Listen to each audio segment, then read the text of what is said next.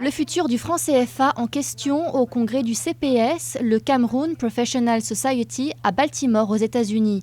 Samedi, la diaspora camerounaise s'est penchée sur l'avenir du franc CFA chez les pays africains, particulièrement le Cameroun. En cause, le choc économique interne, mais aussi externe, que connaît la zone franc CFA à cause de la crise de l'euro depuis 2008.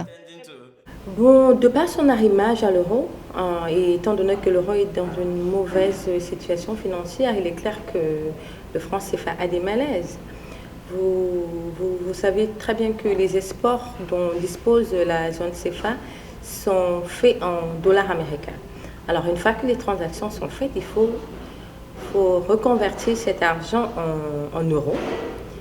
Et étant donné que l'euro est surévalué d'environ 15%, ça fait qu'il y a environ 15% de moins qui vont dans les recettes de la zone CFA. Le Cameroun et sa diaspora, soucieux d'intégrer le champ de la mondialisation, veulent donc redynamiser le taux de change pour les pays africains à utiliser comme instrument de politique économique pour ainsi recouvrer leur souveraineté monétaire.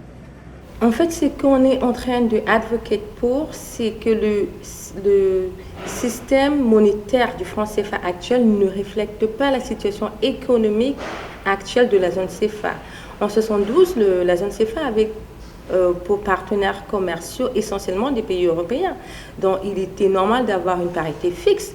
Maintenant, la zone CFA a beaucoup de partenaires qui viennent d'autres continents, notamment la Chine qui a une part de marché d'environ 35% dans la zone CFA. Et il n'est plus nécessaire de garder ce système de parité fixe. On envisage flotter le franc CFA par rapport à un panier de devises. C'est donc du côté des autorités politiques du Cameroun que la diaspora se tourne pour obtenir une décision ferme sur l'avenir de cette monnaie à travers le franc CFA, la coopération et la solidarité entre 14 pays africains, plus exactement entre 8 pays d'Afrique de l'Ouest d'une part et 6 autres pays d'Afrique centrale est ancrée dans la durée.